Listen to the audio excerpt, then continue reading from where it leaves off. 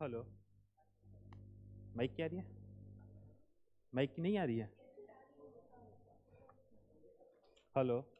आ रही है, आ रही है। हाँ, तो लास्ट क्लास में हम लोग कहाँ तक पहुँच गए थे?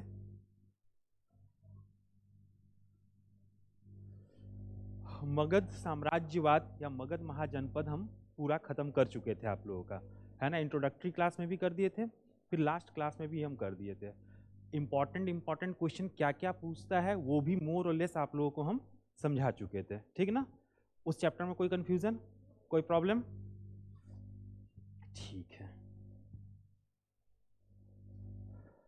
ये सब देखिए, बृहदत्त वंश, हर्यक वंश, पूरा लिस्ट हम लिखवा दिए हैं आप लोगों को, है ना। अजात शत्रु, ये सब हम बहुत बार रिवीजन भी करवा दिए हैं आप लोग का, कि कौन कहाँ राजधानी ले गया, कहाँ नहीं ले गया, ठीक। नंदवंश, चंद्रगुप्त मौर्य, ये सब करवा चुके हैं आप लोगों का हम। बिंदुसार, अशोक, सब हो चुका है।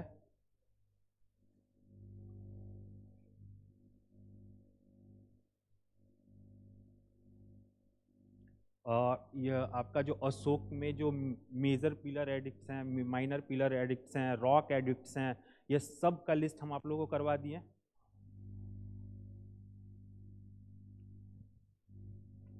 फिर उसके बाद शुंग वंश आता है, कन्नौ वंश आता है, ये सब लिस्ट हम कल लिखवा चुके थे।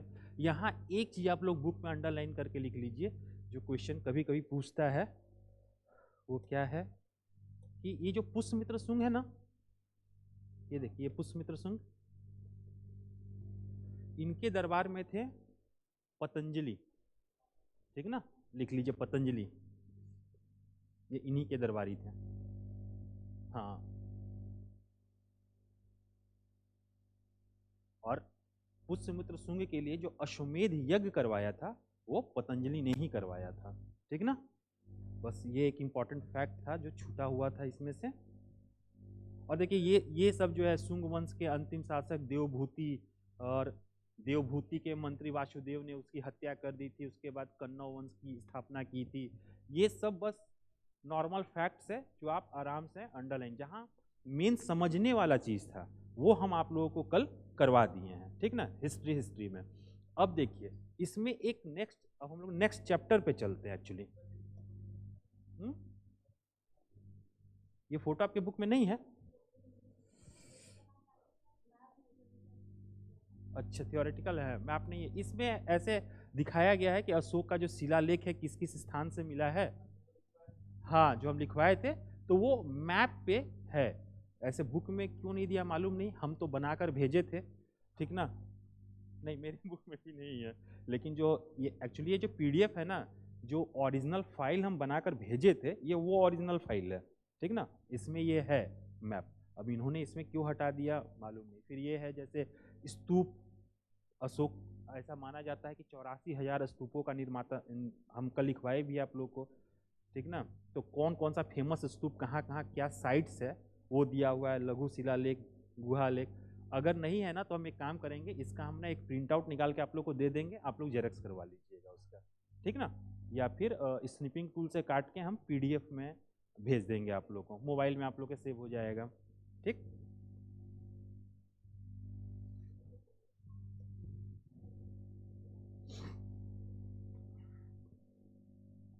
ये सारा चीज डिस्कस हो चुका था।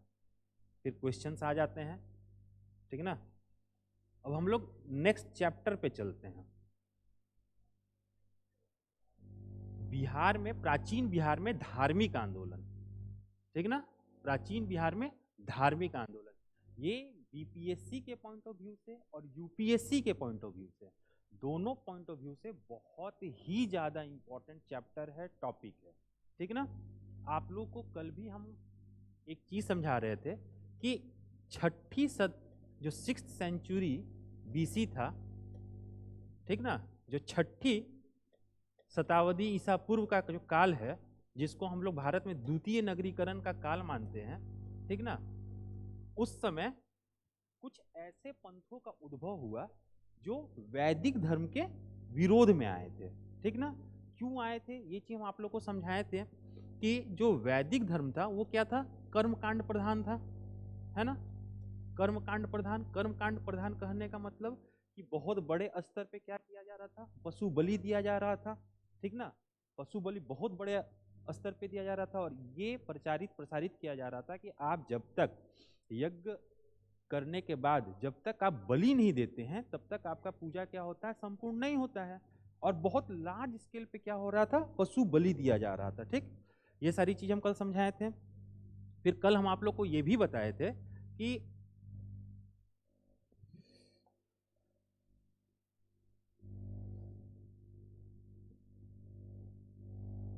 आप लोग एक चीज जानते होंगे कि साउथ इंडिया में एक महापाषाण संस्कृति थी, मालूम है, महापाषाण संस्कृति। यस, इस संस्कृति की पहचान कैसे हुई थी कि यहाँ जब लोगों को दफनाया जाता था तो उनके कब्र के चारों ओर ना बहुत बड़े बड़े आकार के पत्थर लगा दिए जाते थे, ठीक ना। इस आधार पे इस सभ्यता, इस संस्कृति का नाम क्या दिया गया था, महापाषाण संस्कृति। देखो ये समकालीन किसका हो रहा है, हम स्टार्टिंग में लिखवाए हैं पूरा पाषाण काल, मध्य पाषाण काल, नवपाषाण काल, ताम्रपाषाण काल, है ना। तो जब नॉर्थ इंडिया में ताम्रपाषाण काल चल रहा था उस समय साउथ इंडिया में ये जो एकदम सुदूरवर्ती क्षेत्र है यहाँ क्या चल रहा था, महापाषाण काल चल रहा था, ठीक ना। इसको मेगालिथिक, ठीक ना, इसको क्या बोलते हैं, मेगालिथिक।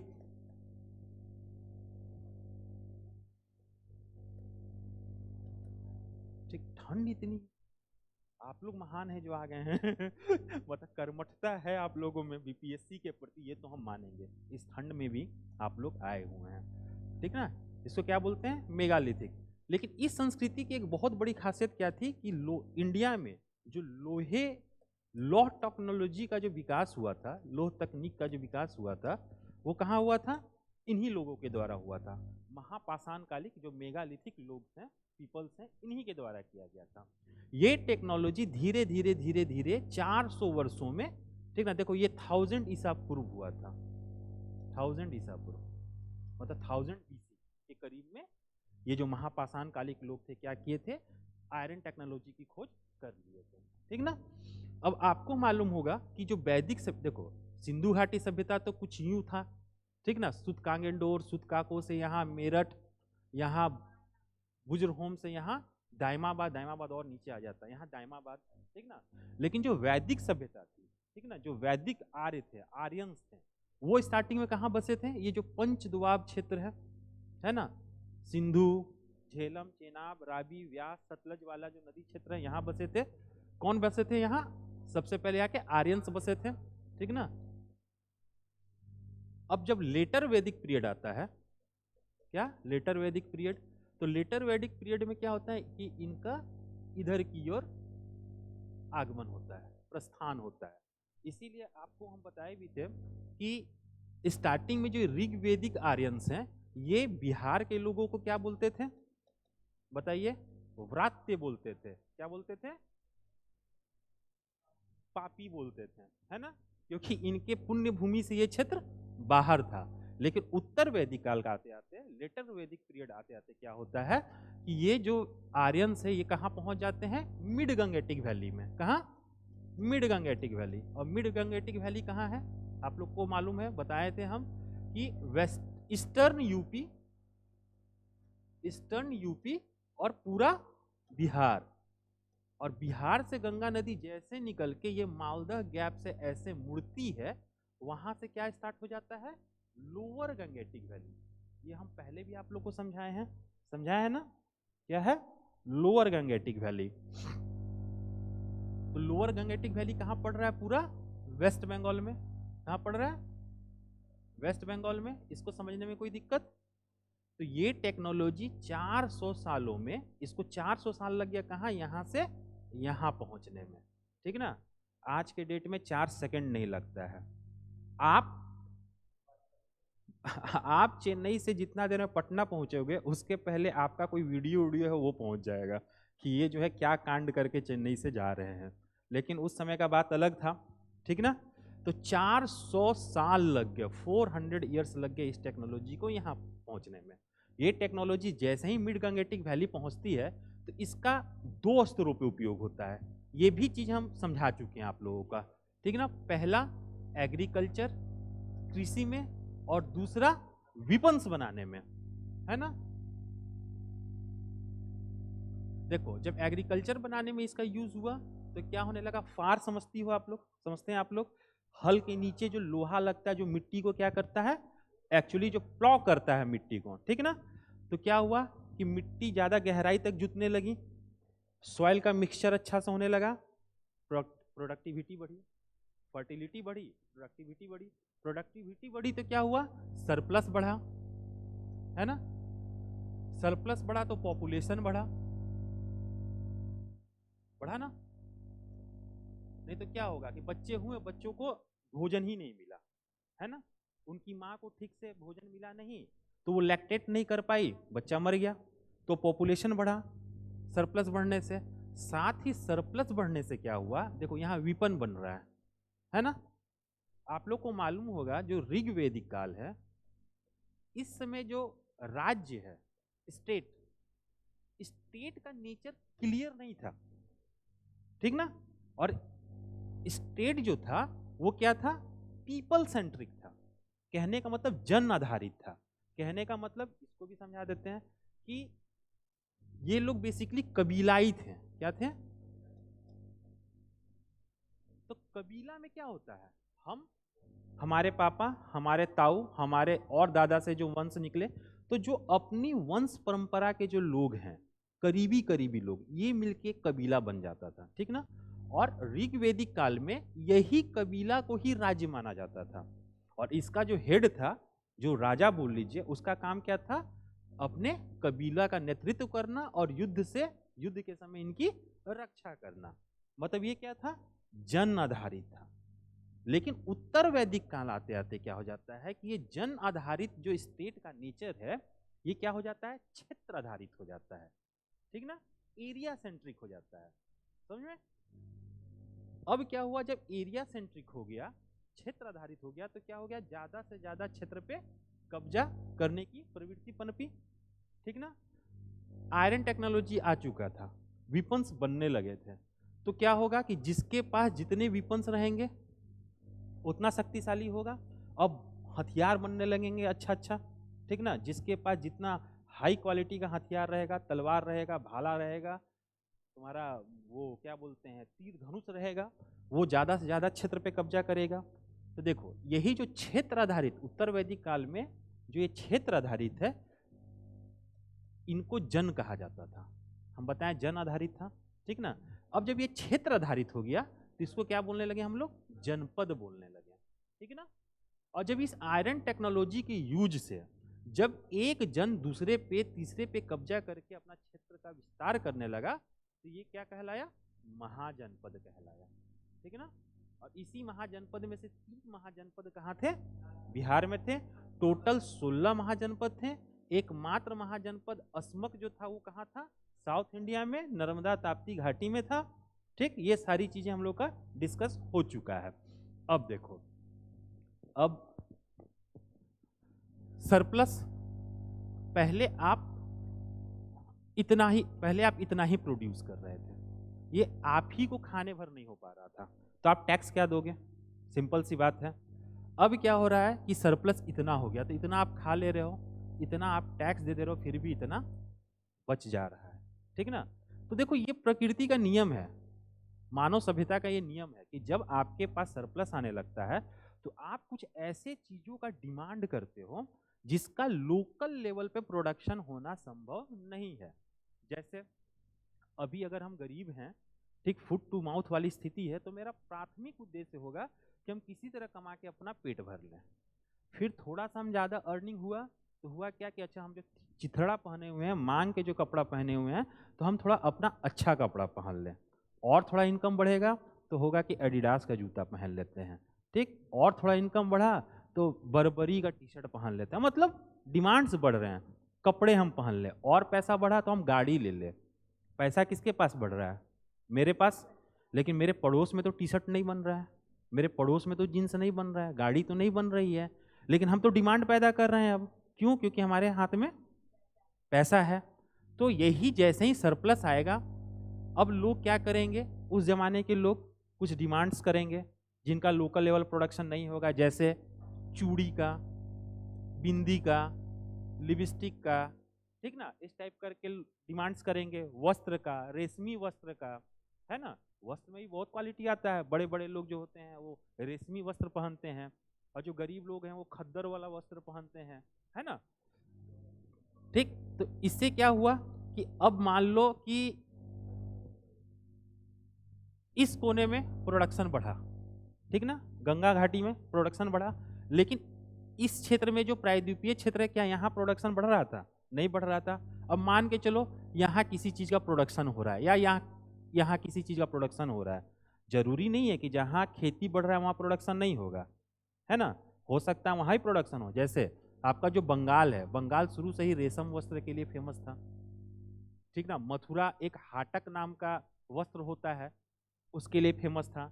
तो अब हुआ क्या कि इस मिड गंगेटिक वैली के लोग बोलेंगे कि हम हाटक वस्त्र पहनेंगे या रेशमी वस्त्र पहनेंगे। तो क्या होगा, यहाँ से सामान यहाँ आएगा, और ये यहाँ से ये अनाज कहाँ जाएगा, यहाँ जाएगा, ठीक ना। इसी से क्या हो गया, ट्रेड एंड कॉमर्स का स्टार्टिंग हो गया ना, स्टार्ट ट्रेड एंड कॉमर्स। अब धीरे धीरे क्या होता है कि देखो सबका दिमाग धीरे धीरे बढ़ता है ना। अभी बार्टर सिस्टम पे काम चल रहा है कि यहाँ से यहाँ रेशमी वस्त्र और यहाँ से यहाँ अनाज।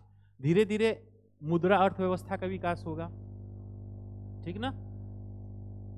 आपको मालूम होगा जो स्टार्टिंग में जो व्यापारी लोग थे अपने आप को क्या गिल्ड में संगठित करते थे। आप लोग गिल्ड्स का नाम सुने होंगे, है ना, गिल्ड्स में संगठित करते थे। ये गिल्ड्स अपना करेंसी भी निकालता था, मालूम होगा, है ना। तो करेंसी चलने लगा, तो करेंसी से क्या हुआ, ट्रेड एंड कॉमर्स और भी आसान हो गया। पहले था क्या कि मालगाड़ी में, बैलगाड़ी में आपको खूब अनाज ढो के ले जाना पड़ रहा है। अब क्या है, पैकेट में 10 ठो सोना का कॉइन रखिए, चांदी का कॉइन रखिए और पहुंच जाइए कहाँ, वेस्ट बंगाल। रेशम वस्त्र वहां से खरीदिए और लाके बिहार में जैसे गया हो गया, पटना हो गया, वैशाली हो गया, यूपी में बनारस हो गया, कन्नौज हो गया, यहाँ लाके उसको बेच दीजिए, ठीक ना। तो जैसे ही करेंसी आती है तो क्या हो जाता है, ट्रेड एंड कॉमर्स करना और आसान हो जाता है, इसका वॉल्यूम बढ़ने लगता है। चलिए, तो आप देख रही हो कि 6th सेंचुरी बीसी से ये सारा परिवर्तन कहाँ हो रहा है, मिड गंगेटिक वैली में हो रहा है, ठीक। लेकिन वहां के जो लोग हैं उनका धर्म कौन सा है, वैदिक धर्म, ठीक ना। और वैदिक धर्म का डिमांड क्या है, बड़े स्तर पे पशु बलि, ठीक ना। लेकिन जो उस समय का अर्थव्यवस्था है, इकोनॉमी है, उसका डिमांड क्या हो रहा है, पशुओं की रक्षा, है ना। क्योंकि एग्रीकल्चर का प्रोडक्शन बढ़ रहा है तो लोग तो चाहेंगे ना कि ज्यादा से ज्यादा हम खेती करें, है ना। तो ज्यादा से ज्यादा खेती करने के लिए ज्यादा से ज्यादा पशु चाहिए, है ना। तो इकोनॉमी की डिमांड क्या हो रही है कि आप पशु बलि पे रोक लगाएं। लेकिन धर्म का डिमांड क्या है, आप पशु बलि दें। तो एक इन दोनों में क्या हुआ, कन्फ्लिक्ट पैदा हुआ, ये दोनों अवधारणाएं एक दूसरे से टकराने लगी, ठीक। और आपको मालूम होगा कि वही अवधारणा जीतती है जो फाइनली लोगों का पेट भरता है, ठीक ना। आपको मालूम होगा ये चीज। अच्छा, एक तो ये कारण हो गया, ये कारण क्या हो गया, इकोनॉमी वाला कारण हो गया, ठीक ना। इस देखिए ये सारा कंसेप्ट हम क्या बता रहे हैं कि जो धार्मिक आंदोलन जो हम लोग का चैप्टर है, ठीक, तो उसमें हम लोग को मेन बौद्ध धर्म का विकास और जैन धर्म का विकास पढ़ना है। तो कैसे इस बौद्ध धर्म का विकास हुआ और कैसे इस जैन धर्म का विकास हुआ, ये दोनों क्या है, इस टाइप के बहुत सारे धर्म आए जो वैदिक धर्म के विरोधी थे, उसके अगेंस्ट में आए थे। तो कैसे अगेंस्ट में आए, हम लोग उसी चीज को समझ रहे हैं कि वैदिक धर्म का डिमांड ये था और इकोनॉमी का डिमांड क्या था, पशु रक्षा। तो जो अच्छा, इकोनॉमी में कौन था मेन, वैश्य वर्ग था, बिजनेसमैन थे, है ना। ये लोग एक ऐसे धर्म की खोज में थे, तलाश में थे जो क्या करे, पशु बलि पे रोक लगा दे। जो अच्छा, एक और चीज आपको मालूम होगा कि हमारे जो ग्रंथ हैं, वैदिक ग्रंथ, उसमें सूदखोरी को पाप माना गया है ना। लेकिन आपको मालूम होगा कि ट्रेड एंड कॉमर्स का एक इनहेरेंट क्वालिटी क्या होता है, पैसे का लेन देन, है ना। आपको दिख रहा है कि हम इतना का व्यापार कर सकते हैं, लेकिन आपके पास पैसा नहीं है, तो आप क्या करोगे, किसी से लोन उठाओगे। तो कोई आपको फ्री में लोन क्यों देगा, वो आपसे इंटरेस्ट चार्ज करेगा, है ना। तो तो ट्रेड एंड कॉमर्स को बढ़ावा देने के लिए एक इनहेरेंट पॉइंट क्या होता है? इंटरेस्ट, है ना? मनी को बोरो करना और उस पर इंटरेस्ट। लेकिन हमारे वैदिक ग्रंथों में सूदखोरी को क्या माना गया था? पाप माना गया था, ठीक ना? तो ये भी क्या हो रहा था? तत्काल इकोनॉमी के डिमांड के अगेंस्ट में जा रहा था। तो व्यापारी वर्ग एक ऐसे धर्म की तलाश में था जहां एक तो पशु बलि पे रोक लगे, दूसरा इस सूदखोरी का परमिशन हो, है ना? अब देखो, अब अगर हम लोग वर्ण व्यवस्था पे आते हैं, किस पे? वर्ण व्यवस्था पे। तो वर्ण व्यवस्था में आपको मालूम होगा ब्राह्मण, क्षत्रिय, वैश्य और शूद्र। समाज का सबसे ऊपर वर्ग कौन हो गया? ब्राह्मण। लेकिन आप एक चीज देखो कि ये दोनों वर्ग जो है और ये नीचे वाला वर्ग, ये तीनों वर्ग क्या है? अनुत्पादक वर्ग है। इनका प्रोडक्शन में कोई योगदान नहीं है ना? प्रोडक्शन में कोई योगदान है? प्रोडक्शन में सिर्फ और सिर्फ किसका योगदान है? वैश्य वर्ग का। ये मात्र एक ऐसा वर्ग है जो टैक्स पेयर है, ठीक ना? लेकिन देखो कैसे तात्कालिक जो वर्ण व्यवस्था थी, कैसे उसमें जो है विरोधाभास उत्पन्न हो रहा है। ये जो राजा साहब हैं, ये राजा साहब हो गए क्षत्रिय। इनको क्या लग रहा है कि छत्र का वाहक कौन है? हम हैं, ठीक ना? इस राज्य का स्थापना कौन किया? हम किए। चला कौन रहा है? हम हैं। प्राण कौन दे रहा है? युद्ध हो रहा है तो हम हैं। लेकिन जो ये ब्राह्मण वर्ग हैं, ये क्या हो रहा है? फोकट में हमसे पैसा ले रहे हैं दान के रूप में। तो राजा को लग रहा था कहीं ना कहीं ये राजकीय संपत्ति का अपव्यय है। अगर ये संपत्ति मेरे ही हाथ में रह जाए तो क्या होगा? हम अपने क्षेत्र का और विस्तार कर सकेंगे, ठीक? समझ में आ रहा है ना? क्योंकि संसाधन ज्यादा बचे रह जाएंगे राजा के हाथ में। तो ये भी इनके अगेंस्ट में है। वैश्य को लग रहा है कि एकमात्र टैक्स पेयर हम हैं, राज्य का जो पूरा खर्चा चल रहा है वो कौन चला रहा है? वो हम चला रहे हैं, ठीक? लेकिन वर्ण व्यवस्था में हमको कितने नंबर पे रखा गया है? थर्ड पे रखा गया है। ये तो गलत बात है। सारा पैसा हमसे लो, सारा नहीं होता है। पापा लोग क्या बोलते हैं? अच्छा बेटा हमारी बात नहीं मान रहे हो ना, पैसा देना बंद कर देंगे, बस समझ में आ जाएगा औकात कि दुनिया क्या चीज है। सबके गार्जियन मोटा मोटी एक आध बारी धमकी जरूर दिए होंगे। बेटी लोग को शायद ना दिए हो, मन में बोले हो, लेकिन बेटा लोग को तो पक्का मिल ही जाता है। लड़कों को ये धमकी, देखो ये आगे मुस्कुरा रही है, इनको लगता है मिला है। अच्छा नहीं मिला है। तो इनको क्या लग रहा है कि टैक्स हम पेड कर रहे हैं लेकिन हमको थर्ड स्थान दिया गया है। तो ये भी एक ऐसे धर्म की तलाश में है, ये वैश्य वर्ग, ठीक, जिसमें क्या हो? उनकी सामाजिक स्थिति उच्च हो। क्षत्रिय भी एक ऐसे धर्म की तलाश में है जहां इनकी स्थिति ब्राह्मण से ऊपर हो। इसीलिए आप देखोगे कि 6ठी शताब्दी में जो कुछ पाली ग्रंथ हैं उसमें वर्ण व्यवस्था का जो वर्णन है उसमें सबसे ऊपर क्या है? क्षत्रिय वर्ण लिखा हुआ है, ना कि ब्राह्मण। समझ में आ रहा है? वैदिक ग्रंथों में क्या लिखा हुआ है? ब्राह्मण, तब क्षत्रिय, तब वैश्य, तब शूद्र। लेकिन 6ठी शताब्दी में जो पाली ग्रंथ है ना? देखो पाली ग्रंथ आपको मालूम होगा कि जो बौद्ध धर्म है, भगवान बुद्ध हैं, भगवान बुद्ध की शिक्षाएं उन्होंने किस भाषा में दी थी? पाली भाषा में दी थी। बौद्ध ग्रंथ किस भाषा में है? पाली भाषा में है। जैन ग्रंथ किस भाषा में है? प्राकृत भाषा में है, ठीक ना? उसको अर्धमागधी भाषा भी बोला जाता है, ठीक ना? तो देखो पाली ग्रंथों में क्या है? सबसे ऊपर लिखा हुआ है खतीय। खतीय मतलब क्षत्रिय का रूप है। खतीय, बाभन, वैश्य और शूद्रा। ये मतलब सीक्वेंस में क्या हुआ? क्षत्रिय अपने आप को ऊपर लेके चला गया है। चलिए ये चीज समझ में आ रहा है? तो ये सब नए धर्मों की तलाश में है जहां इनकी स्थिति अपेक्षाकृत ऊपर हो, ठीक ना? तो यही सब सारा बैकग्राउंड था जिसके कारण वैदिक धर्म के अगेंस्ट में क्या हुआ? बौद्ध धर्म, जैन धर्म, आजीवक संप्रदाय, इस टाइप के नए नए संप्रदायों और पंथों का उद्भव हुआ। कहां? मध्य गंगा घाटी या गंगा घाटी क्षेत्र में, ठीक ना? अब देखो इसमें से हमको मेनली पढ़ना है बौद्ध धर्म और जैन धर्म। आप लोगों को समझ में आया इनका विकास कैसे हुआ, ठीक ना?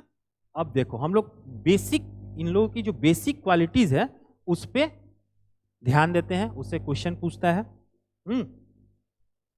चलिए, आप लोगों को मालूम है कि अच्छा, इसका आवाज चला जा रहा है बार बार बीच बीच में, आवाज चला जा रहा है ना, स्लो हो जा रहा है ना, सुनाई दे रहा है ना। चलिए, हम लोग जो है बौद्ध धर्म और जैन धर्म हमारा मेन फोकस है, लेकिन इसके अलावा कुछ कुछ और पंथों की चर्चा हम आप लोग के सामने कर दे रहे हैं। हालांकि वो बिहार स्पेशल में नहीं पढ़ना है, आप लोग को इंडियन हिस्ट्री में पढ़ना है, लेकिन कुछ कुछ काम बता देते हैं। ठीक, अब जो दिए होंगे अंकित भैया, पानी जम जाएगा। ठीक, थैंक यू, हो गया, गला भीग गया।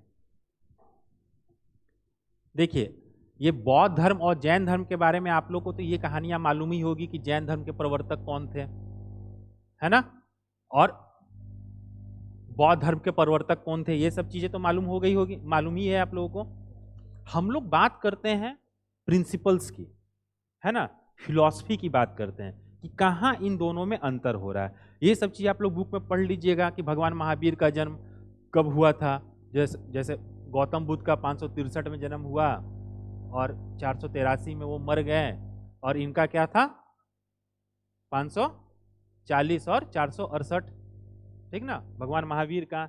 इनके बचपन का क्या नाम था, इनके बचपन का क्या नाम था, इनका किनसे शादी हुआ, इनका किनसे शादी हुआ, किनका बेटा कौन था, किनका बेटी कौन था, ये सब आप लोग बुक से फैक्ट्स देख लीजिएगा, ठीक ना। हम लोग कंसेप्ट पे बात करते हैं कि क्या बेसिक डिफरेंस है जैन धर्म में और बौद्ध धर्म में, ठीक ना। देखिए इसमें दो तीन जो इंपॉर्टेंट फैक्ट्स है उसको जरूर याद रखिएगा कि जैसे भगवान महावीर है, ठीक, तो भगवान महावीर क्या है, आपका 30 वर्ष की उम्र में घर छोड़ते हैं, 12 वर्ष कठोर तपस्या करते हैं, यानी कि उनको 42 वर्ष में क्या होता है, ब्रह्म ज्ञान की प्राप्ति होती है। कहाँ होती है, जिम्भिका ग्राम ऋजुपालिका नदी के तट पे है, ठीक ना, जुम्भिका ग्राम ऋजुपालिका नदी के तट पे है। अच्छा, यहाँ एक और महावीर की बात कर रहे हैं, ठीक ना, और किस वृक्ष के नीचे होती है, साल वृक्ष के नीचे होती है, ठीक ना, साल पेड़ के नीचे होती है इनको ज्ञान की प्राप्ति। हाँ, उसी साल को ही वट वृक्ष भी बोला जाता है, ठीक ना, साल पेड़ को ही वट वृक्ष भी बोला जाता है। देखो, ये क्वेश्चन एक्चुअली पूछा हुआ है कि महावीर को किस पेड़ के नीचे ज्ञान की प्राप्ति हुई थी, तो आप लोग को पीपल से कंफ्यूज नहीं करना है। पीपल गाछ के नीचे किसको ज्ञान की प्राप्ति होती है, भगवान बौद्ध को ज्ञान की प्राप्ति होती है। इनको किसके नीचे प्राप्ति होती है, साल के नीचे प्राप्ति होती है। तो ये सब चीज ध्यान देना है। गौतम बुद्ध को ज्ञान की प्राप्ति कहाँ होती है, बोध गया में होती है, ठीक ना। और क्या बोलते हैं, जहाँ ज्ञान की प्राप्ति हुई थी वहाँ एक टेम्पल है जिसके बारे में आप लोगों को बताए हुए हैं, उसको यूनेस्को से भी मान्यता प्राप्त है। क्या नाम है उसका, महाबोधि टेम्पल है। फिर हम पहले क्लास में आप लोगों को बता चुके हैं कि महाबोधि टेम्पल, उस परिसर में जो पीपल का गाछ है जिसके नीचे भगवान बुद्ध को ज्ञान की प्राप्ति हुई थी, वो किस जनरेशन का है, 6th जनरेशन का है। ये जनरेशन का सैपलिंग कहाँ से लाया गया था, श्रीलंका से लेके आया गया था। ये सारा चीज हम लोग आप पहले ही ये सारा बात हो चुका है। अच्छा, फिर देखो, महावीर स्वामी जो हैं, जब उनको ज्ञान की प्राप्ति हो जाती है तो उसको हम लोग क्या कहते हैं, जिन कहते हैं, अहरत कहते हैं, निर्ग्रंथ कहते हैं, ठीक ना, निग्रंथ कहते हैं। निग्रंथ का मतलब क्या हो गया, बंधन रहित। मतलब जब आपको पे ज्ञान की प्राप्ति हो गई तो आप सारे बंधनों से मुक्त हो गए। मतलब आपको ये पता चल गया कि ये जो संसार है, मोह माया है, पति पत्नी बाल बच्चा, जो आदमी मरा रहता है कि अरे मेरी बीवी है नाराज हो जाएगी, बच्चा है उसके लिए अकाउंट में बैलेंस करके रखना है, तो ये मतलब ये सारा बंधन से आप मुक्त हो जाइएगा, ठीक ना। तब आप क्या हो जाते हैं, निग्रंथ हो जाते हैं। हालांकि आज के डेट में इन बंधनों से मुक्त होना बहुत मुश्किल है, ठीक ना, इम्पॉसिबल है मुश्किल इम्पॉसिबल है, नहीं, सही बात है। अगर इन बंधनों से मुक्त होने लगिएगा तो कोर्ट में फिर मेंटेनेंस चार्ज लग जाता है ना, पत्नी को बच्चे को अपने मासिक वेतन से जो है आपको एक राशि देनी पड़ती है। तो अभी के नियम कानून और प्रावधान जो हैं अलग हो गए हैं, उस समय के प्रावधान अलग थे। हाँ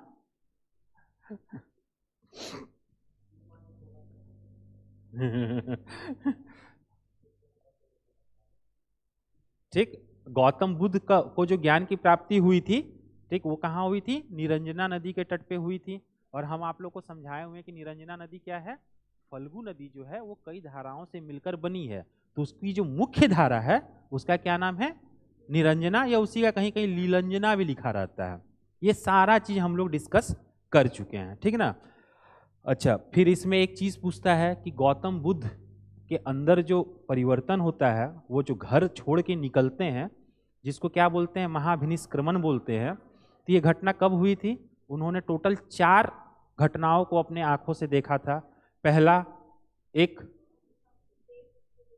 वृद्ध व्यक्ति को देखा था, ठीक ना। दूसरा एक बीमार व्यक्ति को देखा था। तीसरा एक मृत व्यक्ति को देखा था। और चौथा एक सन्यासी को देखा था, ठीक ना। तो सन्यासी अभी भी आप देखोगे, अगर जैसे गंगा के तट वगैरह पे जाओगे या सुदूरवर्ती क्षेत्र में जाओगे, तो जो बाबा लोग होते हैं, जो सन्यासी लोग होते हैं, वो गेरुआ वस्त्र धारण किए हुए, हाथ में एकदम मस्त मौला होके अपना चलते रहते हैं, ठीक। उनका ना तो एक कहावत है, ना आगे नाथ ना पीछे पघा। हम लोग के बिहार में कहावत है, जैसे जो आदमी शादी ब्याह नहीं करता है तो उसको बोलता है, अरे इसको क्या टेंशन, ना आगे नाथ ना पीछे पघा, मर गए मर गए। कुछ लोग तो उनके मरने का भी वेट करते हैं कि मरेंगे तो उनकी संपत्ति जो है हम लोग आपस में डिवाइड कर लेंगे। समझ में आ रहा है? जैसे हमारे नजर में एक, हमारे कॉलोनी में एक बुजुर्ग आदमी है जो टीचर है। वो टीचर थे, सरकारी टीचर, लेकिन शादी नहीं किए थे, ठीक है ना। तो टीचर लोग का वेतनमान अच्छा होता है और रिटायरमेंट के बाद पेंशन भी बहुत अच्छा होता है। तो हम अपने आँख से देखे हुए हैं कि उनके लिए एकदम एक च्यवनप्राश खत्म नहीं होता है कि दूसरा च्यवनप्राश आ जाता है। और गलती से अगर उससे कोई च्यवनप्राश ले लिया तो उसको मार दिया जाता है, पीटा जाता है। बाबा के लिए है च्यवनप्राश, क्यों? पेंशन आ रहा है, बाबा लुढ़ के तो पेंशन आना बंद। तो कुछ स्थितियां भी हैं, कहीं लोग मनाते हैं कि ये बंड आदमी है, मर जाए तो संपत्ति हो जाए। और चूंकि बंड आदमी का डायरेक्ट इनकम आ रहा है तो नहीं भगवान इनको जिंदा रखिए, ठीक ना। सोने की अंडा देने वाली मुर्गी वाली बात हो जाती है। तो गौतम बुद्ध को देख के लगा कि अरे यार, ये सन्यासी का जीवन ही सबसे मस्त जीवन है। कहाँ देखो वो बूढ़ा आदमी, वो बीमार आदमी, वो मृत आदमी, ठीक ना। तो उनके दिमाग पे कुछ असर होता है और वो छोड़ के निकल जाते हैं। और देखो बेसिक डिफरेंस इनमें क्या है कि उनको 12 साल तपस्या करना पड़ता है और इनको 6 साल, ठीक है ना। उनको 42 साल की उम्र में ज्ञान की प्राप्ति होती है और इनको 35 साल की उम्र में ही ज्ञान की प्राप्ति हो जाती है। 29 ईयर में तो घर ही छोड़ के निकले थे, 6 साल वो तप किए, ठीक ना। तो टोटल 35 साल में उनको मिलता है।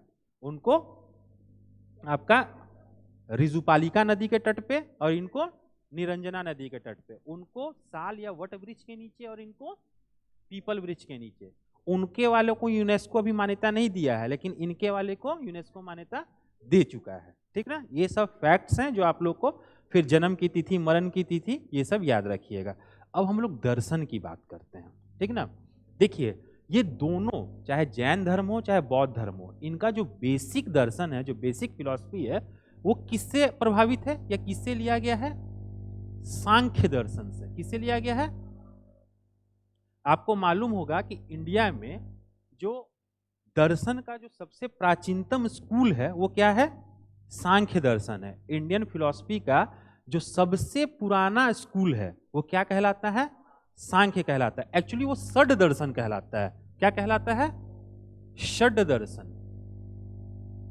मतलब 6 दर्शन। इस दर्शनों की संख्या कितनी है? 6। षड दर्शन। षड दर्शन में जो सबसे पहला दर्शन है वो क्या है? सांख्य, है ना। और इसके अलावा जो अन्य दर्शन है क्या क्या है? सांख्य के बाद सांख्य, योग, न्याय, वैशेषिक मीमांसा और उत्तर मीमांसा। इस उत्तर मीमांसा को ही हम लोग वेदांत भी कहते हैं। क्या कहते हैं? वेदांत। देखो, और एक और बात, ये जो पूरा ये जो षड दर्शन है ये सभी आस्तिक हैं अपने स्वरूप में। क्या है? आस्तिक। आस्तिक कहने का मतलब जो भगवान को मानता है, ठीक ना। तो बौद्ध और जैन धर्म, देखो यहां कॉन्ट्राडिक्शन समझना क्या है। बौद्ध और जैन धर्म दोनों का जो इनिशियल बेसिक कंसेप्ट आया वो कहां से आया? सांख्य दर्शन से, ठीक। लेकिन ये दर्शन आस्तिक है, लेकिन बौद्ध धर्म और जैन धर्म क्या है? नास्तिक हैं, ठीक ना। ये लोग भगवान को नहीं मानते हैं। देख रहे हो बेसिक डिफरेंस, बेसिक कंसेप्ट आया है सांख्य से, लेकिन वो आस्तिक है और ये दोनों नास्तिक हैं। ये परलोक की बात करेगा और ये इहलोक की बात करेगा। समझ में आ रहा है। और इहलौकिकता में जो सर्वाधिक इहलौकिकता की बात करेगा उसको हम लोग बोलेंगे चावर्क दर्शन। क्या है? इनका दर्शन मेरे को पर्सनली बड़ा अच्छा लगता है, ठीक है ना। अच्छा चावर्क को चावर्क ही बोलते हैं, ठीक है ना। इसके चावर्क फिलॉसफी बोलते हैं या फिर इनको लोकायत फिलॉसफी बोलते हैं। चारवाक दर्शन तो है ही, इसी को लोकायत भी बोला जाता है। नाम है, लोकायत नाम है, नाम लोकायत। चलो हम लोग अभी लोकायत में नहीं जाएंगे, अभी हम लोग अपने आप को यहीं बांध के रखेंगे। देखो सांख्य दर्शन क्या कहता है, इसके बारे में बस एक फैक्ट बता देते हैं जो अक्सर यूपीएससी में ही पूछता है और बीपीएससी में ही पूछता है। ये बोलता है कि जो जगत का निर्माण हुआ है वो कुल 25 तत्वों से मिलकर हुआ है। कितने तत्वों से वो मिलकर हुआ है? यानी कि आपसे क्वेश्चन पूछता है कि सांख्य दर्शन के अनुसार मूल तत्वों की संख्या कितनी है? 25 है। जैसे अग्नि हुआ, वायु हुआ, ठीक ना, जल हुआ, आकाश हुआ, ये सब मूल तत्वों में गिनती आती है। ठीक, तो समझ में आया। हम लोग का इंडिया का जो सबसे प्राचीन दर्शन है क्या है? सांख्य दर्शन है। और ये षड दर्शन का भाग है। और इस षड दर्शन में कौन कौन से हैं? सांख्य, योग, न्याय, वैशेषिक, मीमांसा, उत्तर मीमांसा। उत्तर मीमांसा को ही हम लोग वेदांत भी कहते हैं। आप लोग लिखना चाहते तो लिख सकते हैं। भारत का प्राचीनतम दर्शन जिसे षड दर्शन के रूप से नाम से जाना जाता है,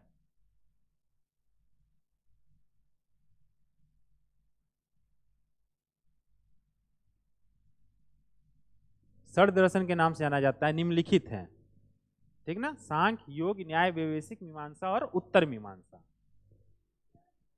सांख्य, योग, न्याय, वैशेषिक, मीमांसा और उत्तर मीमांसा। उत्तर मीमांसा को ही हम लोग वेदांत भी बोलते हैं। क्या बोलते हैं? उत्तर मीमांसा, लेटर मीमांसा उसको बोला जाता है। नाम पूछता है वो आप लोग इंडियन हिस्ट्री में पढ़ते हैं, ठीक ना।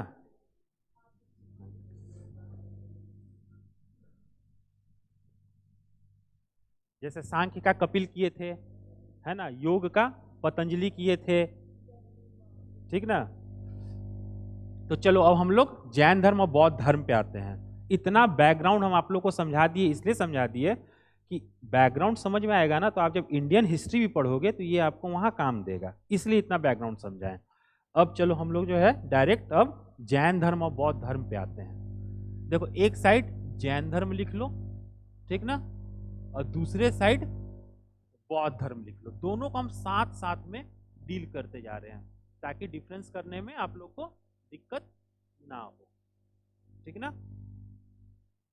जैन नहीं ज्यादा बड़ा नहीं है, हम लोग को अभी प्रीटी पॉइंट ऑफ व्यू से पढ़ना है। देखो सबसे पहले हम आप लोग को बताएं कि सांख्य दर्शन क्या था? आस्तिक था, और ये दोनों अपने स्वरूप में नास्तिक थे। यानी कि ईश्वर की सत्ता को दोनों ही नकारेंगे, है ना।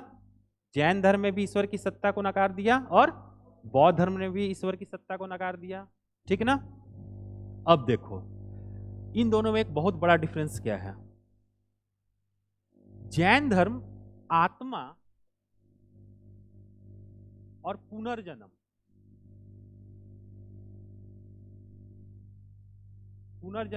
दोनों को मानता है, ठीक ना। लेकिन जो बौद्ध धर्म है वो आत्मा को तो नहीं मानता है, आत्मा की सत्ता को नहीं मानता है, ठीक ना, लेकिन पुनर्जन्म को मानता है, ठीक। अब आप एक चीज समझो कि आत्मा तो नहीं है लेकिन पुनर्जन्म हो रहा है, तो एक कॉन्ट्राडिक्शन है कि नहीं है, ठीक। तो इस कॉन्ट्राडिक्शन को महात्मा बुद्ध कैसे डील किए हैं हम अभी आप लोग को बताएंगे, ठीक ना। अब देखो वर्ण व्यवस्था का जितना कड़े शब्दों में भगवान बुद्ध ने आलोचना की है, उतने कड़े शब्दों में महावीर ने नहीं की है। ठीक ना। अच्छा, यहाँ एक और चीज पहले समझ लो, ये क्या बोलते हैं जैन धर्म, आत्मा है, और ये क्या बोलते हैं, आत्मा नहीं है। जैन धर्म के अनुसार ना केवल जीवित वस्तुओं में बल्कि निर्जीव वस्तुओं में भी आत्मा है। जैसे पहाड़, पर्वत, पेड़, पौधा, पत्थर, नदियां, जो भी चीज आपको दिखती है सब में क्या है, आत्मा है। लेकिन बौद्ध धर्म में क्या है, आत्मा है ही नहीं। तो जो आत्मा है ही नहीं, इस कंसेप्ट को क्या बोलते हैं, नैरात्मवाद। क्या बोलते हैं, नैरात्मवाद। आप लोगों से क्वेश्चन पूछ सकता है कि नैरात्मवाद की अवधारणा किससे जुड़ी हुई है, तो बौद्ध धर्म से जुड़ी हुई है। ठीक ना। ये बोल रहे हैं कि पहाड़ पर्वत सब में आत्मा है, और भगवान बुद्ध भी क्या बोल रहे हैं, कोई आत्मा नहीं है। देखो, वर्ण व्यवस्था की जितनी बुराई भगवान ये बुद्ध करते हैं उतनी महावीर नहीं करते हैं। महावीर क्या बोलते हैं कि अपने पूर्व जन्म के कर्मों से, ठीक ना, पूर्व जन्म के कर्मों के आधार पे लोगों का जन्म जो होता है छोटे या बड़े वर्ण में होता है। ठीक ना। पूर्व जन्म में आप जैसा कर्म किए हैं उसी के अनुसार इस जन्म में जो है आपका वर्ण व्यवस्था डिसाइड होता है। आप अच्छे कर्म किए हैं तो उच्च वर्ण में है, खराब कर्म किए हैं तो निम्न वर्ण में है। ठीक, समझ में आ रहा है। और इन्होंने वर्ण व्यवस्था को सीधे तौर पे नकार दिया था। किसने, बुद्ध ने। लेकिन जैन क्या बोल रहे हैं कि जो पूर्व जन्म में आप कर्म किए हैं उसके आधार पे आपका इस जन्म में क्या होता है, वर्ण का निर्धारण होता है। समझ में आ रहा है। देखो, ये दोनों जो पंथों का उद्भव है ना, ये भारत में धर्म के इतिहास में क्रांति मानी जाती है। ठीक ना। क्योंकि इन धर्मों के उद्भव के पहले आप देखोगे कि जीवन का जो प्रत्येक भाग है वो किस पे डिपेंडेंट था, ईश्वर पे डिपेंडेंट था। जन्म से लेके मरने तक कुछ भी करें, खा भी रहे हैं तो पहले भगवान को भोग लगा रहे हैं, है ना। तो हमारे जीवन के हर एक एक्टिविटी जो थी वो किससे रेगुलेट हो रही थी, गॉड के थ्रू रेगुलेट हो रही थी। लेकिन इन लोगों ने आगे क्या बोला कि नहीं, भगवान है ही नहीं। मतलब जो 1000-2000 सालों से जो एक स्थापित व्यवस्था थी, इन्होंने सीधे ही आके उसको नकार दिया। जब भगवान ही नहीं है, और हमारे वैदिक ग्रंथों में क्या लिखा हुआ है कि जो हमारा वर्ण व्यवस्था है वो दैवीय है ना, देव प्रदत्त है। और जब इन्होंने ईश्वर की सत्ता को ही नकार दिया तो फिर ये वर्ण व्यवस्था तो अपने आप नकरा गया। ये चीज तो समझ में आ रहा है। लेकिन यहां जैन धर्म थोड़ा सा पोलाइट हो जाता है, जैन धर्म थोड़ा सा पोलाइट हो जाता है। अच्छा, ये दोनों धर्म अपने में ना बड़े प्रैक्टिकल भी थे। उस समय के काल में जो सबसे बहस का मुद्दा था वो क्या था, भगवान है कि नहीं है, धर्म है कि नहीं है, धर्म है तो क्या है, भगवान है तो कैसे दिखते हैं। ठीक ना, ये सारी चीजें थी। इन दोनों धर्मों ने ना अपने को इस बहस से अलग किया, और जो मतलब अपने सामने उपस्थित चुनौतियों को खुले आंख से देखा और उन चुनौतियों का, उन समस्याओं का समाधान देने का प्रयास किया। समझ में आ रहा है। उस बहस में नहीं पड़ा, उस हाइपोथेसिस में नहीं पड़ा। ठीक ना। जो चुनौतियां थी समाज में, उस चुनौती को स्वीकार किया और उनका प्रत्युत्तर देने का प्रयास किया। ये दोनों संप्रदाय। अब देखो, इसमें एक कंसेप्ट आता है स्यादवाद का। क्या, स्यादवाद या अनेकांतवाद। इसी अनेकांतवाद।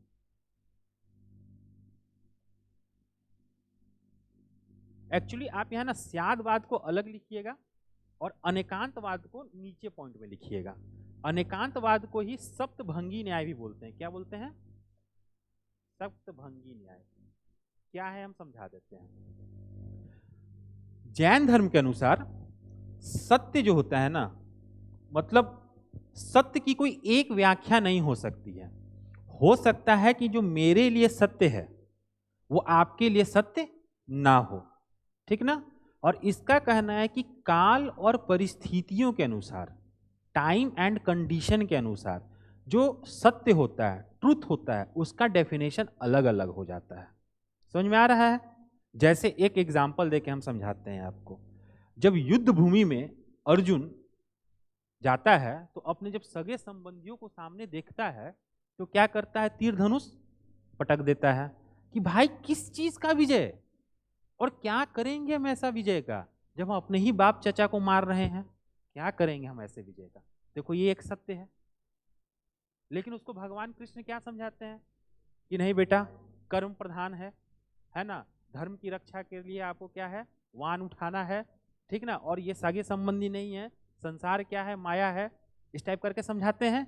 तो अर्जुन फिर तीर धनुष उठा लेते हैं और वही अपने सगे संबंधियों पे ले तीर तो दे तीर, है ना, फाइनली पांडव जीत जाते हैं। तो क्या हुआ, कुछ देर पहले तक सत्य कुछ और था, कुछ देर बाद सत्य अलग हो गया। तो महावीर यही बोलते हैं कि किसी भी चीज को देखने का ना 7 प्रकार का तरीका है ना, यानी कि किसी भी चीज को हम लोग 7 तरीके से डिफाइन कर सकते हैं, ठीक ना। और इसी में एक जैसे एक एग्जांपल है कि मान लो कोई पहाड़ है और उस पहाड़ से धुआं उठ रहा है, तो देखो कितने तरीके से बोल सकते हो कि पहाड़ में आग लगा हुआ है, ठीक, आग है तो धुआं है। इसका ये भी हो सकता है कि नहीं, धुआं निकल रहा है यानी कि आग जरूर लगा होगा, है ना। बातें वही हो रही हैं लेकिन देखने का नजरिया अलग अलग हो जा रहा है, यानी कि किसी भी सत्य को देखने का कितना तरीका हो जाता है, 7 तरीका हो जाता है। इसीलिए इसको क्या बोलते हैं, सप्तभंगी न्याय बोलते हैं, ठीक ना। इसमें तो देखना पड़ेगा, ठीक, हम देख के बता देंगे इसको। और शादवाद क्या बोलता है, शादवाद को ना, इसको आप रिलेटिविटी, कंसेप्ट ऑफ रिलेटिविटी भी इसको समझ सकते हैं, फिलॉसफी ऑफ रिलेटिविटी, सापेक्षता का सिद्धांत, ठीक है ना। इसी को हम लोग क्या बोलते हैं, शादवाद, जो सापेक्षता की बात करता है, निरपेक्षता की नहीं, सापेक्षता की। जैसे आप तेज हो, ये हो गया निरपेक्ष, है ना, एब्सोल्यूट। लेकिन जब हम कंपैरेटिव सेंस में बोलेंगे तो आप उनसे कितना तेज हो, है ना, ये भी क्या होता है, यही कहलाता है शादवाद, कंपैरिजन वाला, ठीक ना। इसी को फिलॉसफी ऑफ रिलेटिविटी भी बोला जाता है। समझ में आया? हाँ लिखा हुआ है, सप्तभंगी न्याय उसी को बोला जाता है। जैन धर्म में नहीं, वो लिखते लिखते यहां तक चला गया, ये बहुत बड़ा फ्रंट है, ठीक ना। शादवाद, अनेकांतवाद, सप्तभंगी न्याय, ये सब किससे रिलेटेड है, जैन धर्म से रिलेटेड है, ठीक ना। अब देखो जैन धर्म में भी, जैसे आप लोग को हम कल जब बौद्ध संगति बता रहे थे परसों, तो हम बताए थे ना कि पहले ये लोग फिलोसफिकल लेवल पे, जो द्वितीय बौद्ध संगति हुई थी, सेकंड बुद्धिस्ट काउंसिल हुआ था, उसमें फिलोसफी में इन लोग में मतभेद आता है, तो ये अस्थाविरा और महासंगिका में बढ़ते हैं। और फिर जो 4th बुद्धिस्ट काउंसिल होता है उसमें कंप्लीट डिवीजन हो जाता है इन लोगों का, हीनयान और महायान के रूप में। ये हम आप लोग को बौद्ध धर्म के बारे में समझा चुके हैं। इसी टाइप का डिवीजन जैन धर्म में भी होता है, ठीक ना। जैन धर्म में जो इनका डिवीजन है वो क्या है, श्वेतांबर, पहले दिगंबर और फिर श्वेतांबर। सॉरी, ठंडा में ना हाथ भी नहीं चल रहा है। पहले दिगंबर होगा, ठीक है ना, और फिर श्वेतांबर होगा।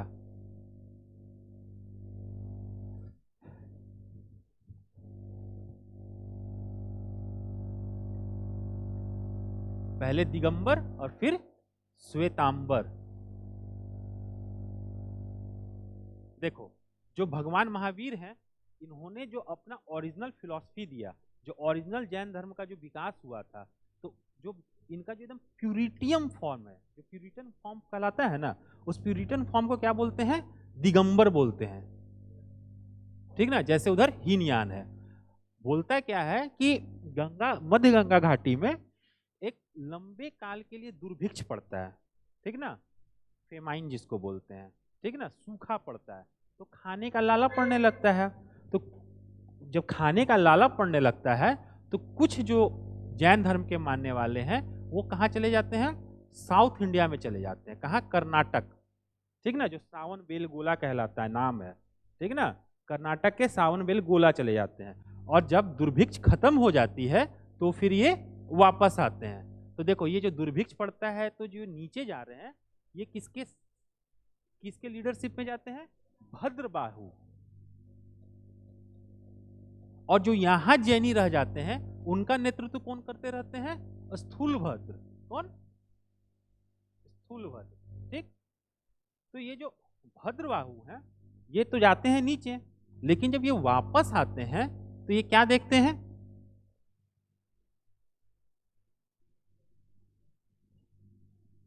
ये देखते हैं कि ये लोग जो हैं अपना रहने का तरीका क्या किए हैं? चेंज कर दिए हैं, और क्या करने लगे हैं? सफेद वस्त्र धारण करने लगे हैं। जबकि जैन धर्म में वस्त्र के त्याग की बात है, वस्त्र के त्याग की बात है। देखो वस्त्र का त्याग कर, आप लोग सोचोगे कि वस्त्र का क्यों त्याग है ना? ये आत्म नियंत्रण का एकदम सबसे चरम बिंदु है, आत्म नियंत्रण का। इससे ज्यादा और आत्मनियंत्रित आदमी खुद को नहीं कर सकता है। तो जो दिगंबर हैं वो दिगंबर क्या रह जाते हैं? ये दिगंबर में क्या होगा? जो पुरुष होंगे वो तो पूरा ही निर्वस्त्र रहेंगे, ठीक। लेकिन जो महिलाएं रहेंगी उनको बिना सिया हुआ, उस पर सिलाई नहीं लगना चाहिए, बिना सिया हुआ वस्त्र, सफेद वस्त्र धारण करने का परमिशन था, लेकिन पुरुषों को कोई परमिशन नहीं था। ये देख रहे हो आत्मनियंत्रण का मतलब क्लाइमेक्स है, इससे ऊपर आत्मनियंत्रण नहीं हो सकता है आदमी का। लेकिन जो श्वेतांबर है ये क्या करने लगे? वस्त्र धारण करने लगे, और इसी के आधार पे इनका डिवीजन हो जाता है। समझ में आया? अच्छा, फिर जैसे बुद्धिस्ट काउंसिल हुआ और उसमें डिफरेंट काउंसिल में डिफरेंट टेक्स्ट बुक्स लिखे गए थे ना, टोटल 4 बुद्धिस्ट काउंसिल हुए थे। उसी तरह जैनियों का भी 2 बुद्धिस्ट काउंसिल होता है। कितना? पहला होता है पाटलिपुत्र में, ठीक, और दूसरा कहां होता है? वल्लभी में। वल्लभी कहां है? गुजरात में। कहां है? गुजरात में। देखो पाटलिपुत्र वाला जो वो हुआ था, क्या बोलते हैं, जो जैन संगति हुआ था, उसके डेट को लेके हिस्टोरियंस में कंफ्यूजन है। लेकिन जो वल्लभी गुजरात वाला हुआ था वो फिक्स है 512 ईसा पूर्व में हुआ था, ठीक ना। और इसी परिषद में क्या है, जो टेक्स्ट बुक की रचना हुई थी उसको हम लोग क्या बोलते हैं? अंग। तो 12 अंगों की रचना हुई थी, और ये 12 अंग फिर 12 उपांगों में विभाजित थे, ठीक ना। वहां के टेक्स्ट बुक का हम लोग डिटेल्स देख चुके हैं, उसको तो अभी बताने का कुछ विशेष हमको नहीं लगता कि जरूरत है, ठीक ना। समझ में आया? अब जो जैन धर्म है वो आत्मा को मान ही ले रहा है, पुनर्जन्म को मान ही ले रहा है, ठीक है। तो आप लोग को मालूम ही होगा कि भाई इस जन्म में आप जो कर्म कर रहे हैं उसी के अनुसार आपका आत्मा जो है नेक्स्ट जो आप फिर से जो आपका पुनर्जन्म हो रहा है उसमें आपके वर्ण का निर्धारण हो रहा है। लेकिन जैन धर्म क्या बोलता है, जैन धर्म के बारे में थोड़ा हम लोग इसको समझने की कोशिश करते हैं। आप लोग को हम बताए थे कि जैन धर्म क्या कहता है, वो तो आत्मा को मानता ही नहीं है। सॉरी, बौद्ध धर्म जो नैरात्मवाद कहलाता है, ठीक, ये चीज तो हम समझा दिए। अब देखो ये आत्मा को मानता नहीं लेकिन पुनर्जन्म को मानेगा, तो पुनर्जन्म की व्याख्या कैसे करेगा ये? इसको भगवान बुद्ध एक एग्जाम्पल देके समझाते हैं कि जैसे आप तालाब में देखते हो, तालाब में एक पत्थर मारो, पत्थर जैसे ही मारोगे क्या होगा कि एक तरंग उठेगा, ठीक, और वो तरंग समाप्त होगा, मतलब पानी ऐसे उठा ऐसे गिरा, जहां गिरा उसका अस्तित्व वहीं समाप्त हो गया। लेकिन वो समाप्त होने के बाद वहां जो पानी स्थिर थी उसको धक्का देके आगे बढ़ा दिया, है ना। तो ये उठा, गिरा, यहाँ समाप्त हो गया, लेकिन एक नए तरंग को जन्म दे दिया। फिर ये तरंग फिर उठा, गिरा, समाप्त हुआ, लेकिन एक नए तरंग को जन्म दे दिया। तो भगवान बुद्ध क्या कहते हैं कि जो आपका इस जन्म में आपके कर्मों का जो संचित फल है, जो कर्मों का संचित फल है, ये संचित फल ही क्या करता है कि आपके अगले जन्म के लिए कारण बन जाता है। कोई आत्मा नहीं है जो आपको पुनर्जन्म दिलवाता है। कौन पुनर्जन्म दिलवा रहा है? ये कर्मों का संचित फल। ये बात वो बोलते हैं भगवान बुद्ध। ठीक है ना। तो इस जन्म में अच्छे अच्छे कर्म कीजिए आप लोग, सिलेक्शन होगा तो एकदम ईमानदारी से काम कीजिएगा। देखो ईमानदारी वाला वर्ड में सब एकदम ऐसे किया हुआ है। अरे भाई स्ट्रांगली बोलो हाँ, कम से कम मेरा दिल रखने के लिए बोल दो हाँ, हाँ? अच्छा झूठ नहीं बोलते हैं। चलिए इसमें और कुछ समझाने लायक।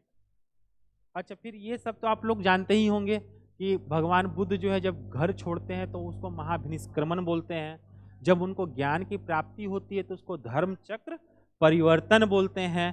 और जब वो मृत्यु को प्राप्त होते हैं तो उसको क्या बोलते हैं? महानिर्वाण बोलते हैं।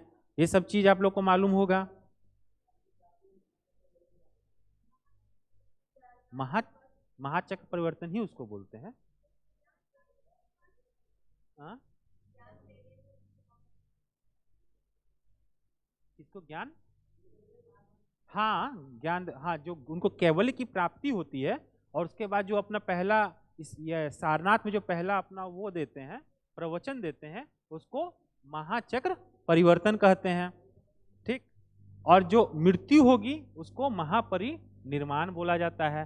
अच्छा एक और चीज यहाँ ध्यान दीजिएगा कि भगवान बुद्ध के जीवन से रिलेटेड जितनी घटनाएं हैं वो सभी वैशाख पूर्णिमा के दिन ही हुआ है। ठीक ना। तो ये क्वेश्चन पूछा भी हुआ है कि उनको ज्ञान की प्राप्ति कब हुई थी, तो वैशाख पूर्णिमा के दिन। उनकी मृत्यु कब हुई थी, वैशाख पूर्णिमा के दिन ही हुई थी। ठीक है ना। अच्छा त्रिपिटक भी हम शायद कल के क्लास में ही आपको बताए थे, फिर से रिवीजन करवा देते हैं कि कौन कौन सा त्रिपिटक है। सूत पिटक, विनय पिटक, अभिधम पिटक। सूत पिटक और विनय पिटक की रचना कब हुई थी? पहली में हुई थी। ठीक है ना। और अभिधम पिटक की कब हुई थी? दूसरी बौद्ध संगति में क्या हुआ था? स्थाविरा और महासंगिका का विभाजन हुआ था। और चतुर्थ बौद्ध संगति में हीनयान और महायान का हुआ था। हीनयान क्या होता है कि भगवान के रूप में उनको नहीं पूजता है। ठीक ना। लेकिन ये जो है महायान के रूप में उनको पूजता है। अब एक चीज यहाँ हम और आपको समझा देते हैं जो आपको इंडियन हिस्ट्री में पढ़ना है, बिहार के हिस्ट्री में नहीं पढ़ना है, लेकिन फिर भी हम आप लोगों को समझा देते हैं। देखो धीरे धीरे क्या होगा कि आपको मालूम है कि जो मेन वैश्य वर्ग था, व्यापारी वर्ग था, वही इन विपरीत धर्मों को, हालांकि इनको राजाश्रय भी मिला था, आपको मालूम होगा, चाहे अशोक हो, जैसे मौर्य साम्राज्य, तो जो मौर्य शासक लोग थे वो सारे के सारे क्या थे? अनिश्वरवादी पंथों को सपोर्ट कर रहे थे। आपको मालूम होगा जैसे चंद्रगुप्त मौर्य, ये क्या था? जैन धर्म को मानता था। उनका बेटा बिंदुसार आजीविकों को मानता था ना। फिर आपका अशोक आए तो किसको मान रहे हैं? बौद्ध धर्म को मान रहे हैं, यानी कि वैदिक धर्म को कोई नहीं मान रहा है। तो ये तो हो गया ऊपर वाले लेवल, मतलब राजा साहब लोग। आम पब्लिक में इन धर्मों को जो सबसे ज्यादा सपोर्ट मिला वो किससे मिला? वैश्य वर्ग से मिला। ठीक ना। वैश्य वर्ग से मिला।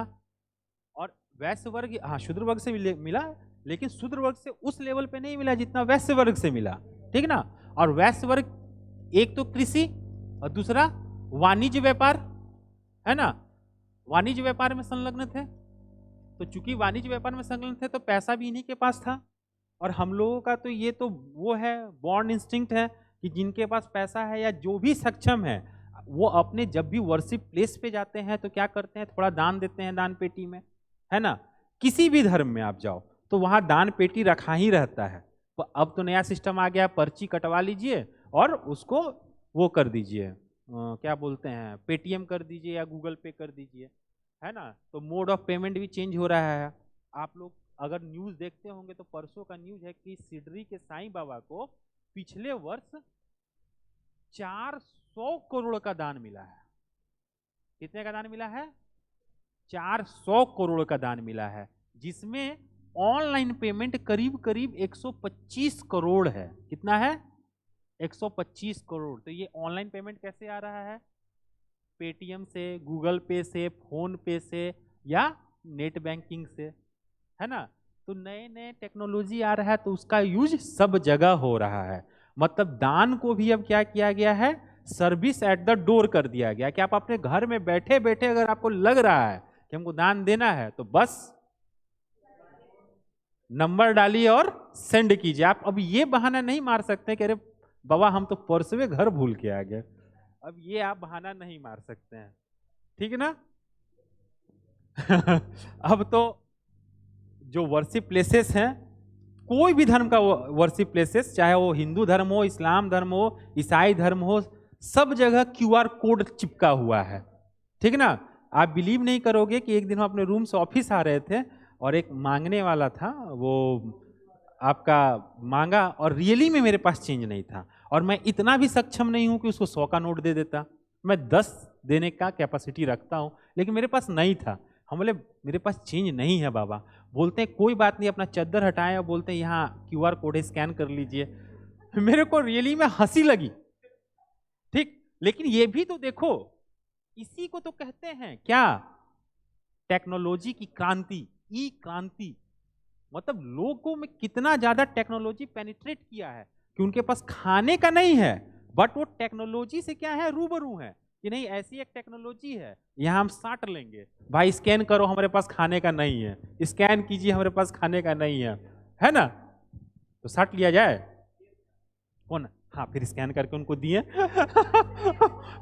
क्योंकि एक तो खुशी भी मिली कि चलो भले ही ये जिस लेवल के भी है, लेकिन ये टेक्नोलॉजी से के प्रति अवेयर है, तो ये चीज अच्छी भी लगी।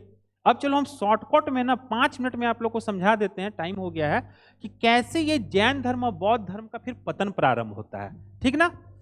ये चीज को समझना थोड़ा सा जरूरी है, इंडियन हिस्ट्री में बहुत मदद करेगा आप लोगों को। देखो होता क्या है, इधर वैदिक धर्म के अगेंस्ट में जैन धर्म और बौद्ध धर्म आया, लेकिन आप लोग यूरोप के इतिहास में भी देखे होंगे कि प्रोटेस्टेंट आंदोलन होता है, किसके अगेंस्ट में, कैथोलिक्स के अगेंस्ट में। कैथोलिक्स के अगेंस्ट में प्रोटेस्टेंट आंदोलन जब होता है, तो कैथोलिक धर्म भी क्या करता है, अपने आप में धीरे धीरे सुधार करने लगता है। प्रोटेस्टेंट आंदोलन कौन किया था, मार्टिन लूथर किंग के नेतृत्व में हुआ था, मैक्सिमम लोग उसके फॉलोअर बनने लगे। तो जो चर्च के पादरी थे, ठीक ना, जो पोप था, वो क्या किया, विचार मंथन किए कि भाई तो हमारे धर्म में भी अब सुधार की जरूरत है, नहीं तो सारे लोग क्या हो जाएंगे, प्रोटेस्टेंट हो जाएंगे। तो फिर धीरे धीरे कैथोलिक में भी सुधार का बयार बहता है। सेम मैनर में इधर क्या होता है, जो हमारा वैदिक धर्म है, ये अपने आप में सुधार करना स्टार्ट कर देता है धीरे धीरे। इस सुधार का रूप आप कैसे पाएंगे, जैसे भागवत धर्म का विकास, क्या, भागवत धर्म का विकास, ठीक ना। फिर यही भागवत धर्म फिर आगे जाके इसी वैदिक धर्म में अवतारवाद आके जुट जाएगा, लेकिन वो थोड़ा बाद की स्टेज में आके जुटेगा। सबसे पहले भागवत धर्म। देखो बौद्ध और जैन धर्म क्या बोल रहा था कि भगवान, मतलब ये क्या कह रहे हैं, भक्ति पे जोर डाल रहे थे कि आप बैठिए और श्रद्धा वो कीजिए, ध्यान लगाइए, ठीक ना। ध्यान में आप अपने आप को परम पिता परमेश्वर से क्या कीजिए, जोड़िए, बीच में कोई एजेंट नहीं रहेगा। अभी हम लोग क्या करते हैं, मंदिर जाते हैं, प्रसाद हम लोग डायरेक्ट चढ़ाते हैं, नहीं चढ़ाते, पंडित जी के हाथ में देते हैं, पंडित जी उस प्रसाद को कहाँ चढ़ाते हैं, भगवान के पे चढ़ाते। तो इसका मतलब क्या है कि हमको गॉड तक भी जाना है, तो वो रास्ता भाया किधर से जा रहा है, ठीक ना। लेकिन ये क्या किए कि ये जो बीच में जो ये ब्राह्मण वर्ग का जो कंसेप्ट था, या इनका ब्राह्मण वर्ग का जो काम था, इस काम को नकार दिए, और ये क्या बोले कि गॉड से डायरेक्ट कनेक्शन होगा। समझ में आ रहा है, आप डायरेक्ट ध्यान कीजिए। इन द सेम मैनर ये जो भागवत धर्म आता है, ये भागवत धर्म भी क्या होता है, कर्म कांड प्रधान नहीं रहता है, ये भी क्या कहता है, ये भी क्या हो जाता है, भक्ति प्रधान हो जाता है। इसका भी मानना क्या होता है कि भक्त और भगवान के बीच में कोई नहीं रहेगा, इसमें भी भक्ति, भक्ति समझ रहे हो ना, मेरा भक्ति है आपके प्रति।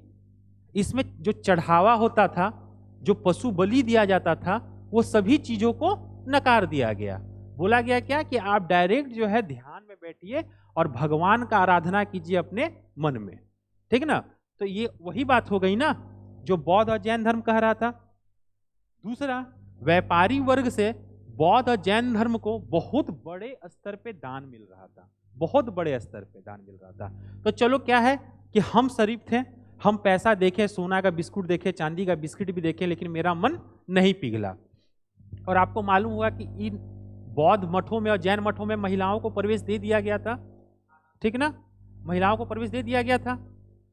अच्छा, जितने भी ट्रेड रूट्स हैं, चाहे वो सिल्क रूट है, उत्तरापथ है, दक्षिणापथ है। आप देखोगे कि जितने भी समकालीन जो बौद्ध मठ हैं या जैन मठ हैं, वो मैक्सिमम कहाँ है? इन्हीं ट्रेड रूट्स पे है ना। और इस ट्रेड रूट्स का उपयोग कौन करता था? व्यापारी करता था। तो यहाँ बड़े मात्रा में क्या करता था? इनको दान देता था। अब क्या हुआ कि इन बौद्ध मठों में क्या हुआ और जैन मठों में बहुत बड़े स्तर पे सोना चांदी यानी कि धन का संग्रह हो गया। महिलाएं पहले से प्रवेश थी ही, तो पैसा आ ही गया, महिला आ ही गया। एक जनरेशन प्यूरिटन फॉर्म में रहा, उसके बाद जो नया जनरेशन आया वो कुछ नियम कानून को मानने से इनकार कर दिया। फिर जो नया जनरेशन आया, मतलब काल क्रमेण आप देखोगे कि मौर्योत्तर काल के बाद गुप्त काल आते आते सिचुएशन ये रहा कि ये बौद्ध मठ और जैन मठ जो है ना, अय्यासी के अड्डे बन गए। जैसे वहां कैथोलिक धर्म में चर्च जो होता है अय्यासी का अड्डा बन जाता है। पोप जो है मतलब नहीं होता है जिसको हम लोग वो बोलते हैं, मतलब शादी तो नहीं किया है परंतु महिला को भी रखा हुआ है और उनके बच्चे भी हैं, भले ही समाज में उसको वो अपनी पत्नी का नाम नहीं दिया है। तो इसी टाइप के सारे काम कहाँ होने लगे? बौद्ध और जैन मठों में होने लगे। तो अब लोगों को लगा कि यार हम लोग अपना धर्म भी छोड़ दिए और अल्टीमेटली यहाँ भी वही काम होना स्टार्ट हो गया जो हमारे इस धर्म में था, तो क्यों ना हम लोग अपने वापस अपने धर्म में चले, ठीक ना। और इधर वैदिक धर्म भागवत धर्म के माध्यम से अपने में आत्म सुधार कर ही रहा था, ठीक। समझ में आ रहा है सुधार की धारा कैसे बढ़ी? और इसमें एक अवतारवाद का कंसेप्ट आके जुड़ जाएगा कहाँ? गुप्त काल में, ठीक ना। और पूरे संसार को क्या कहेगा? भगवान विष्णु के 10 अवतारों में पूरे विश्व को समेट देगा। और इन 10 अवतारों पे आप देखोगे तो एक अवतार भगवान बुद्ध भी हैं और एक अवतार भगवान महावीर भी हैं।